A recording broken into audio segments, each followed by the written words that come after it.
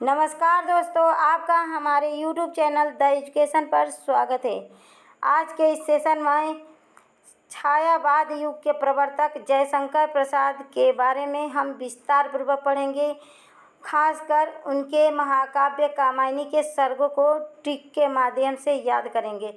ऐसी ट्रिक जो एक बार पढ़ लेंगे आप लोगों को कभी भी जयशंकर प्रसाद के कामायनी के सर्गों को भूलेंगे नहीं। और जयशंकर प्रसाद की जन्म से लेकर उनकी जितनी कृतियां हैं और कामायनी के सर्ग, इतने सारे चीज़ों को हम एक ही क्लास में पढ़ेंगे। तो सेशन को पूरा देखिएगा, वीडियो को पूरा वॉच कीजिएगा, जिससे लास्ट में हम कामायनी के सर्गों को ट्रिक से याद करेंगे। एकदम धांसू ट्रिक जो आप लोग शायद कभी पढ़े होंगे, वैसा ट्रिक जो आपके माइंड में फिट हो जाएगा। तो चलिए शुरुआत करते हैं। अगर चैनल पर पहली बार विजिट किए होंगे तो सेशन को लाइक कर दीजिएगा। सेशन पसंद आए तो चैनल को सब्सक्राइब कर दीजिएगा, अपने दोस्तों में शेयर कर दीजिएगा और बेल आइकन को भी प्रेस कर दीजिएगा, जिससे रोज़ की क्लास का नोटिफिकेशन आप तक पहुँचे। यह हमारा नम्र निवेदन है आप लोगों से। तो चलिए शुरुआत करते हैं। जयशंकर प्रसाद का स्मरणीय बिंदु। जयशंकर प्रसाद का जन्म 30 जनवरी 1889 ईस्वी में वाराणसी उत्तर प्रदेश में हुआ। यह उत्तर प्रदेश के निवासी थे। इनकी मृत्यु 15 नवंबर 1937 ईस्वी में वाराणसी उत्तर प्रदेश में हुआ। जन्म कब हुआ तो 30 जनवरी 1889 ईस्वी बनारस उत्तर प्रदेश में, और 15 नवंबर 1937 ईस्वी वाराणसी उत्तर प्रदेश में इनकी मृत्यु हुई। इनके माता जी का नाम मुन्नी देवी था तथा इनके पिताजी का नाम बाबू देवी प्रसाद था। इनकी शिक्षा देखते हैं। आरंभिक शिक्षा क्वींस कॉलेज काशी में हुआ और शेष शिक्षा इनका घर पे हुआ। इनका आरंभिक शिक्षा क्वींस कॉलेज काशी में ही हुआ और बाकी का शेष शिक्षा इनका घर पर ही हुआ। कहा जाता है, एक किंवदंती है कि जयशंकर प्रसाद मात्र 8वीं क्लास तक पढ़े थे। कितने क्लास तक? 8वीं क्लास तक।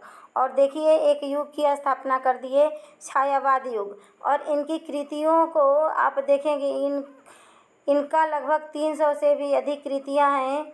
इनके कृतियों को देखकर कोई ये नहीं कह सकता है कि ये 8वीं क्लास तक पढ़े हैं।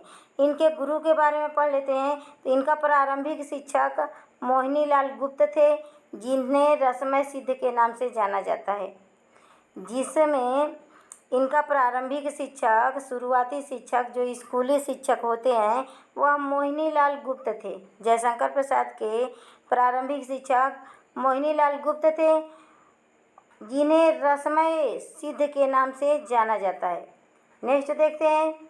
और इनके काव्य गुरु कौन थे? इनको काव्य को लिखने के लिए प्रेरित करने वाले गुरु कौन थे? तो पंडित देवी प्रसाद शुक्ल थे और इन्हें कवि चक्रवर्ती के नाम से भी जाना जाता था। इनके गुरु को काव्य गुरु पंडित देवी प्रसाद शुक्ल को कवि चक्रवर्ती के नाम से जाना जाता था। सामान्य परिचय देख लेते हैं। जयशंकर प्रसाद 9 वर्ष की उम्र में, मात्र 9 वर्ष की उम्र में जयशंकर प्रसाद ब्रजभाषा में कलाधर उपनाम से एक सवैया की रचना की। ये इनका सामान्य परिचय देख लेते हैं कि जयशंकर प्रसाद मात्र 9 वर्ष के उम्र में ब्रजभाषा में कलाधर। तब पूछता है कलाधर उपनाम किसका है? तो जयशंकर प्रसाद का है। कलाधर उपनाम किसका है? तो जयशंकर प्रसाद का है। तब मात्र 9 वर्ष की उम्र में ब्रजभाषा में कलाधर उपनाम से एक सवैया की रचना की है जयशंकर प्रसाद, और अपने गुरु रसमय सिद्ध को दिखाए उस सवैया को। इन्हें जयशंकर प्रसाद को संस्कृत, हिंदी, फारसी भाषाओं का ज्ञान था। यह 3 भाषाओं में महारत हासिल किए थे। एक संस्कृत, दूसरा भाषा हिंदी और तीसरा फारसी। तीनों भाषाओं के मर्मज्ञ थे जयशंकर प्रसाद। इनकी काव्य कृतियों के बारे में देख लेते हैं और प्रकाशन वर्ष। पहला काव्य कृति क्या है? इतने इनके काव्य हैं इनके इतने क्या हैं, काव्य हैं। काव्य विधा की रचनाएं कौन कौन से हैं? पहला है कानन कुसुम। कानन कुसुम का प्रकाशन वर्ष 1913 ईस्वी में हुआ। कानन कुसुम जयशंकर प्रसाद द्वारा रचित काव्य कानन कुसुम का प्रकाशन वर्ष 1913 ईस्वी में हुआ। चित्राधार 1918 ईस्वी में चित्राधार नामक काव्य की रचना हुई।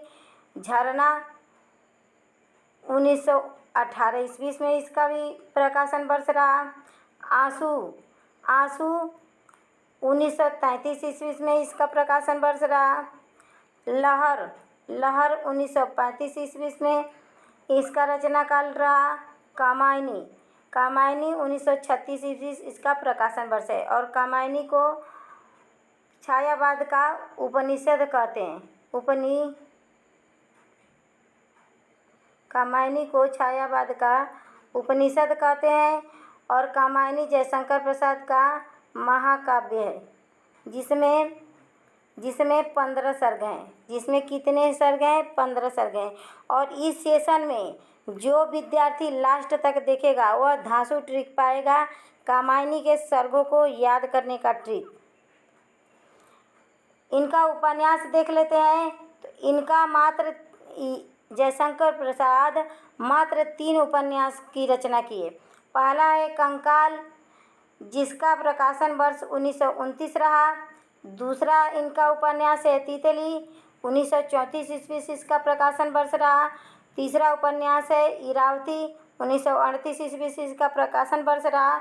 और इरावती जयशंकर प्रसाद का अपूर्ण उपन्यास है। जैसे मंगलसूत्र मुंशी प्रेमचंद्र का अपूर्ण उपन्यास है, वैसे ही इरावती जयशंकर प्रसाद का अपूर्ण उपन्यास है। नेक्स्ट देख लेते हैं कथा साहित्य। अब जयशंकर प्रसाद के कथा साहित्य के बारे में पढ़ लेते हैं। तो छाया इनका कथा साहित्य है। छाया है, इसका प्रकाशन वर्ष 1912 ईस्वी में छाया नामक कथा प्रकाशित हुई। दूसरा कथा साहित्य है प्रतिध्वनि 1928 ईस्वी में प्रकाशन हुआ। आकाशदीप नामक कथा साहित्य 1929 ईस्वी में प्रकाशन वर्ष रहा। और यह सीक्वेंस वाइज है। इनकी रचना में कभी आरोही क्रम में या अवरोही क्रम में सजाने के लिए लगा देता है। तो ध्यान से, अगर नोट नहीं बनाए होंगे तो नोट बना लीजिए। सेशन पर लास्ट तक बने रहें ताकि कामायनी के सर्गों को आप ट्रिक के माध्यम से याद कर सकें। नेक्स्ट कथा साहित्य है आधी का रचना काल क्या है? 1931 ईस्वी में आधी, इंद्रजाल। और नेक्स्ट है इंद्रजाल का प्रकाशन वर्ष 1936 ईस्वी में। नेक्स्ट है नाटक। जयशंकर प्रसाद ने अपने जीवन काल में 14 नाटकों की रचना की। जयशंकर प्रसाद ने अपने जीवन काल में 14 नाटकों की रचना की। उस 14 नाटक को और उसके प्रकाशन वर्ष को विस्तार पूर्वक पढ़ते हैं। पहला नाट्य साहित्य है उर्वशी इनका एक चंपू काव्य है। चंपू काव्य किसे कहते हैं? तो गद्य पद्य मिश्रित रचना को क्या कहते हैं? चंपू काव्य कहते हैं। इसका प्रकाशन वर्ष 1909 ईस्वी में हुआ। दूसरा नाटक है सज्जन का प्रकाशन वर्ष 1910 ईस्वी में हुआ। और यह ऐतिहासिक नाटक लिखने वाले लेखककार थे। ऐतिहासिक नाटक लिखने वाले लेखककार थे जयशंकर प्रसाद। नेक्स्ट है कल्याणी नाटक का प्रकाशन वर्ष 1912 रहा। और 1912 ही प्रायश्चित नामक नाटक 1914 ईस्वी प्रकाशन वर्ष रहा। राज्यश्री नामक नाटक जयशंकर प्रसाद द्वारा लिखित प्रकाशन वर्ष 1915 रहा। विशाख प्रकाशन 1921 रहा। अजातशत्रु नामक नाटक 1922 ईस्वी में प्रकाशित हुआ। जन्मेजय का नाग यज्ञ नामक नाटक 1926 ईस्वी में प्रकाशन हुआ। नेक्स्ट देखते हैं अष्टकामना जयशंकर प्रसाद का प्रसिद्ध नाटक 1927 ईस्वी में प्रकाशित हुआ। असगंध गुप्त जयशंकर प्रसाद का नाटक 1928 ईस्वी में प्रकाशित हुआ। एक घूट 1930 ईस्वी से इसका प्रकाशन काल है और एक घूट जयशंकर प्रसाद का नाटक है, लेकिन इसे एकांकी भी माना जाता है। इसे एक अंक में लिखा गया है, इसीलिए इस नाटक को एकांकी भी माना जाता है और यह हिंदी साहित्य का प्रथम एकांकी इसे माना जाता है। एक घूट को हिंदी का प्रथम एकांकी माना जाता है। चंद्रगुप्त नामक नाटक का प्रकाशन वर्ष 1931 ईस्वी में हुआ। ध्रुव स्वामिनी का प्रकाशन वर्ष 1933 ईस्वी में हुआ और अग्निमित्र इनका अपूर्ण नाटक है। जैसे इरावती इनका अपूर्ण उपन्यास है, वैसे ही जयशंकर प्रसाद का अग्निमित्र एक अपूर्ण नाटक विधा की रचना है। तो चलिए कामायनी के सर्गों को ट्रिक के माध्यम से याद कर लेते हैं। पहले कामायनी के सर्गों को पढ़ लेते हैं। ऐसे भी आप याद कर सकते हैं और ट्रिक तो मैंने नीचे लिखा ही है, ट्रिक के माध्यम से भी अभी याद करवा देते हैं। तो ऐसे भी याद कर सकते हैं, 3-3 करके याद करेंगे तो जल्दी याद होगा। चिंता आशा श्रद्धा, चिंता आशा श्रद्धा, काम वासना लज्जा, कर्म ईर्ष्या ईड़ा, स्वप्न संघर्ष निर्वेद, दर्शन रहस्य आनंद। तो ऐसे 3-3 करके याद करेंगे तो यार चिंता आशा श्रद्धा, काम वासना लज्जा, कर्म ईर्ष्या ईड़ा, स्वप्न संघर्ष निर्वेद, दर्शन रहस्य और आनंद। वैसे जयशंकर प्रसाद ने अपने कामायनी नाटक के सर्गों को बहुत अच्छे से सजोए हैं कि किसके बाद क्या। एक मनुष्य के जीवन चिंता से शुरू होता है और बीच में वह किस प्रकार से अपने जीवन को चलाता है, उसी प्रकार उसे आनंद मिलेगा, दुख मिलेगा।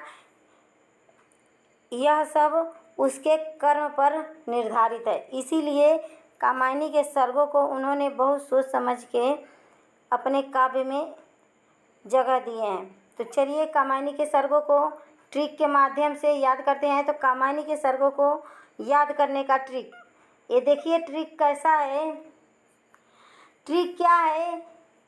चिंता आशा छोड़ दो, चिंता आशा छोड़ दो। हो गया एक लाइन, चिंता आशा छोड़ दो। श्रद्धा से काम करो, चिंता आशा छोड़ दो, त्याग दो और श्रद्धा से काम करो। वासना छोड़ दो, वासना छोड़ लज्जा के बिना, वासना छोड़ लज्जा के बिना कर्म कर। वासना छोड़ ऐ इंसान, वासना छोड़ लज्जा के बिना कर्म कर। क्योंकि कितने बच्चे होते हैं, कितने मनुष्य होते हैं कर्म करने भी शर्माते हैं कि अभी कोई काम करेंगे। बच्चे तो ज़्यादा कर, जो स्कूली बच्चे होते हैं कि कहीं हमारा कोई दोस्त देख ले, कहीं हमारे कोई क्लासमेट देख ले, इसीलिए लज्जा से कि हमारे काम करने नहीं जाते हैं। तो चिंता आशा छोड़ दो, 2 सर्ग मिल गए। श्रद्धा से काम करो, 2 सर्ग मिल गए। वासना छोड़ लज्जा के बिना कर्म कर, किसी से ईर्ष्या ईड़ा ना कर। किसी से ईर्ष्या द्वेष होता है ना, तो ईर्ष्या ईड़ा को द्वेष मान लीजिए, ईर्ष्या ईड़ा ना कर। चिंता स्वप्न देख संघर्ष कर, स्वप्न देख संघर्ष कर, निर्वेद व आनंद मिलेगा। जब स्वप्न देखेगा और उस स्वप्न को पूरा करने के लिए संघर्ष करेगा मनुष्य, तो उसे निर्वेद मिलेगा ही मिलेगा, आनंद मिलेगा ही मिलेगा। निर्वेद का शाब्दिक अर्थ क्या है? शांति है। निर्वेद का शाब्दिक अर्थ क्या है? शांति है। और शांत रसहीन का स्थायी भाव क्या है? निर्वेद है। शांत रस का स्थायी भाव निर्वेद है।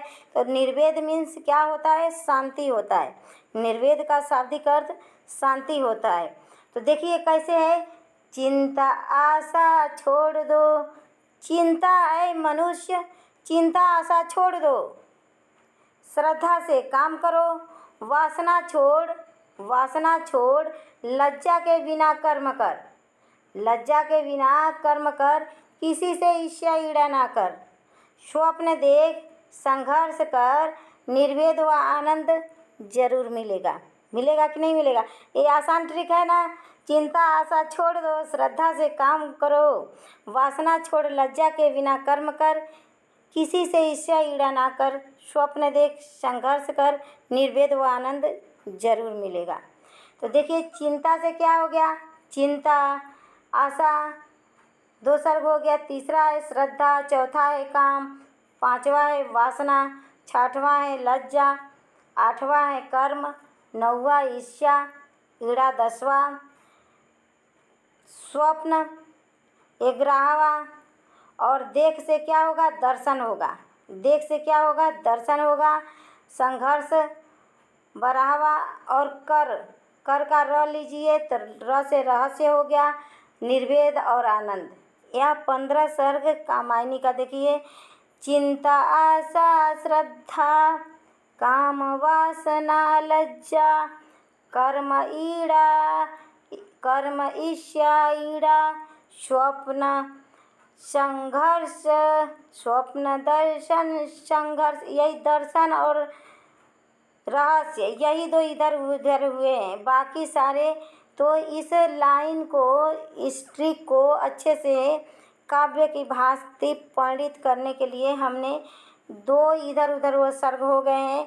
एक देख से दर्शन हो गया और एक कर से र का रहस्य हो गया। बाकी सीक्वेंस में है।